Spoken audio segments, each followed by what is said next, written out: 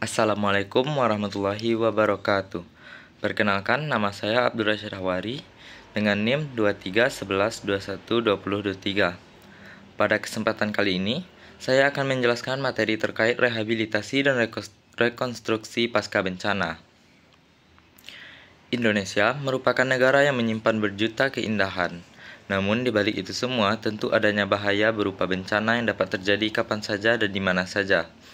Segala bentuk upaya mitigasi dilakukan untuk melindungi nyawa. Salah satu tahapan di dalamnya yaitu rehabilitasi dan rekonstruksi.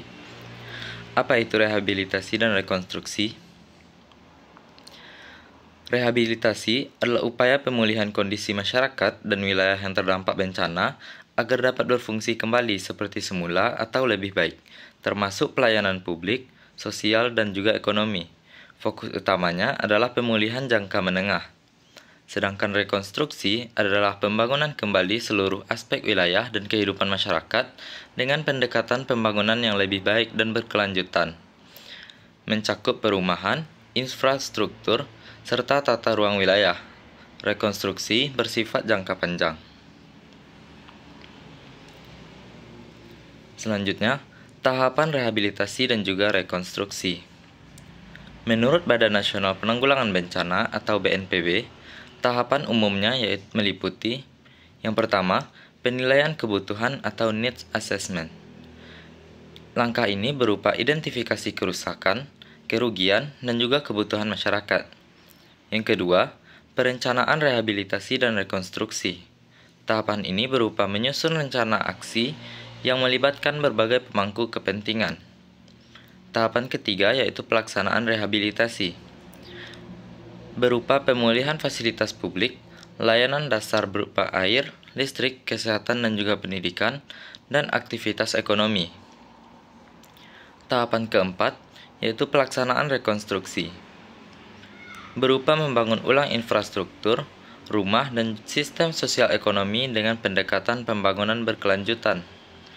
Dan yang terakhir yaitu monitoring dan juga evaluasi, menilai efektivitas dan keberlanjutan program.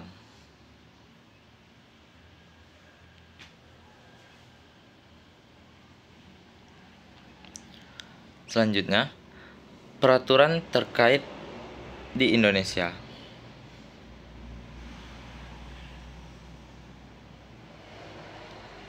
Yang pertama, ada Peraturan Badan Nasional Penanggulangan Bencana atau BNPB Nomor 4 Tahun 2024.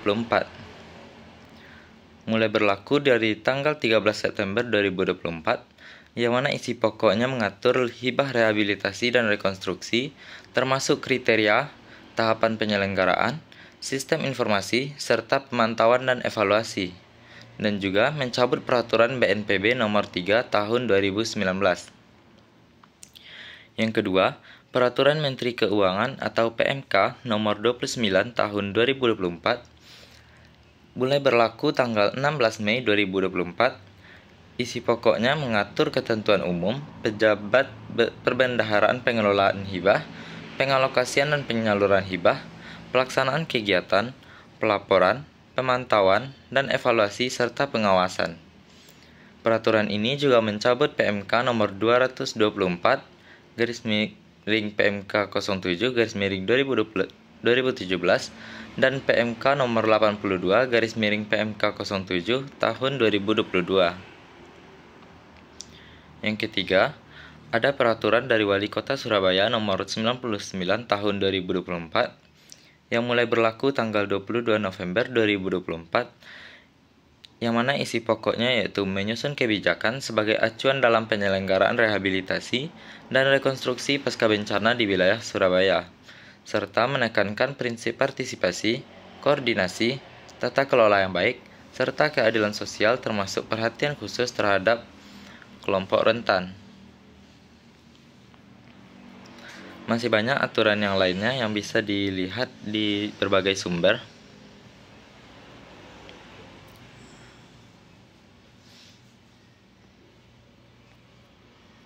Selanjutnya, prinsip utama rehabilitasi dan rekonstruksi. Prinsip yang pertama, build back better atau membangun lebih baik dan dan aman.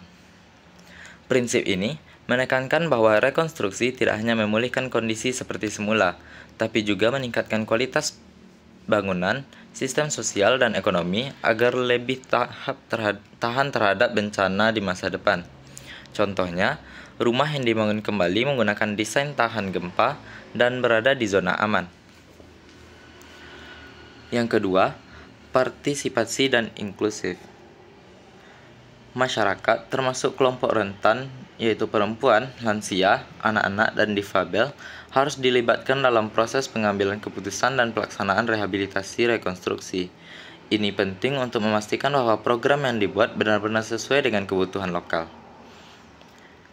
Yang ketiga, berbasis risiko bencana. Setiap upaya rekonstruksi harus mempertimbangkan potensi risiko bencana di masa depan dengan berbasis pada kajian risiko, termasuk aspek tata ruang, lingkungan, dan struktur bangunan. Yang keempat, koordinatif dan terintegrasi. Kolaborasi antara pemerintah pusat, daerah, LSM, sektor swasta, dan masyarakat harus berjalan sinergis dan terencana, menghindari tumpang tindih program atau duplikasi bantuan. Yang kelima, berkeadilan dan transparan. Pendistribusian bantuan dan pelaksanaan pembangunan kembali harus adil dan transparan, tidak diskriminatif, serta mengutamakan prinsip good governance. Yang terakhir, kearifan lokal dan kontekstual. Dalam pelaksanaannya, kegiatan rehabilitasi dan rekonstruksi perlu menyesuaikan dengan nilai-nilai budaya lokal, kebiasaan masyarakat, dan juga kondisi geografis.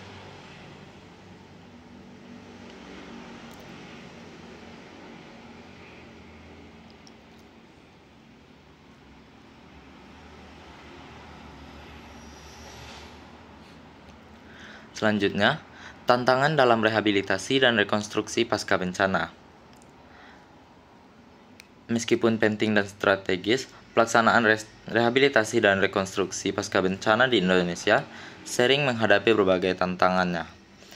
Antara lain yang pertama, keterbatasan pendanaan. Dana yang tersedia sering tidak mencukupi untuk mencakup semua kebutuhan rehabilitasi dan rekonstruksi. Proses pengajuan dan pencairan dana hibah atau bantuan luar negeri juga bisa lambat dan birokratis. Yang kedua, koordinasi antar lembaga yang lemah. Banyak aktor terlibat seperti pemerintah pusat, daerah, NGO, masyarakat, dan juga donor, namun kurang koordinasi sehingga terjadi tumpang tindih program atau wilayah yang terabaikan. Serta masih lemahnya integrasi data kerusakan, kebutuhan, dan pelaksanaan kegiatan. Yang ketiga, kurangnya partisipasi masyarakat. Dalam banyak kasus, masyarakat terdampak tidak terlibat dalam proses perencanaan, sehingga solusi yang diberikan tidak sesuai dengan kebutuhan lokal. Dan juga kurangnya sosialisasi menyebabkan masyarakat tidak mengetahui hak dan peran mereka. Yang keempat, kendala regulasi dan birokrasi. Proses perizinan pembangunan, pengadaan barang dan jasa, serta tata kelola hibah sering menghambat percepatan pelaksanaan program, dan juga regulasi yang belum sepenuhnya adaptif terhadap kondisi darurat dan kebutuhan cepat. Yang kelima, ketimpangan dan kerentanan sosial. Kelompok rentan seperti perempuan, kepala keluarga, penyandang disabilitas, dan masyarakat adat sering terpinggirkan dalam penerimaan manfaat rekonstruksi.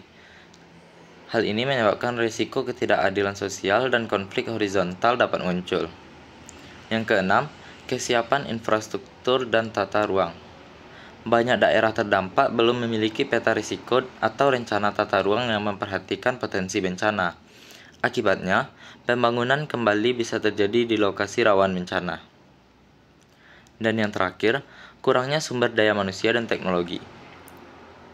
Daerah terdampak sering kekurangan tenaga ahli di bidang rekonstruksi, perencanaan tata ruang, dan juga manajemen risiko. Serta teknologi informasi untuk pemantauan dan evaluasi juga belum optimal digunakan. Selanjutnya, strategi implementasi rehabilitasi dan juga rekonstruksi. Untuk memastikan efektivitas program pasca bencana, beberapa strategi yang perlu diterapkan seperti yang pertama, pemulihan ekonomi dan juga sosial. Dukungan UMKM lokal, pelatihan kerja, dan pemberdayaan kelompok rentan dapat memulihkan dan juga pemulihan layanan pendidikan dan kesehatan secara bertahap. Yang kedua, pemulihan infrastruktur. Perbaikan dan pembangunan kembali fasilitas umum seperti jalan, jembatan, rumah sakit dan juga sekolah, dan penerapan prinsip tahan bencana dalam pembangunan ulang. Yang ketiga, penguatan tata kelola dan kelembagaan. Penguatan kapasitas pemerintah daerah dan lembaga pelaksanaan rehabilitasi dan rekonstruksi, serta penyesuaian kebijakan tata ruang dan perizinan pembangunan sesuai analisis risiko bencana.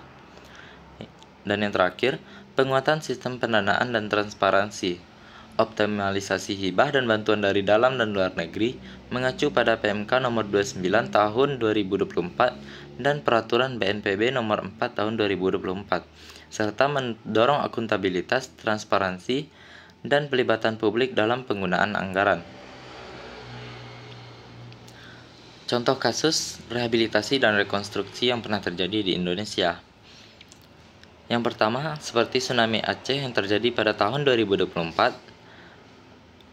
Langkah pertama yaitu pembentukan Badan Rehabilitasi dan Rekonstruksi atau BRR NAD Nias. Strateginya yaitu pembangunan infrastruktur, perumahan, layanan kesehatan, serta integrasi pembangunan dengan pendekatan komunitas. Dan contoh yang kedua yaitu gempa dan tsunami Palu Sigi Donggala yang terjadi pada tahun 2018. Rehabilitasinya melalui penyediaan hunian tetap atau huntap, pemulihan mata pencarian, serta penataan kembali ruang kota dengan pendekatan mitigasi. Sekian materi yang dapat saya sampaikan. Semoga dapat bermanfaat dan mudah dipahami. Assalamualaikum warahmatullahi wabarakatuh.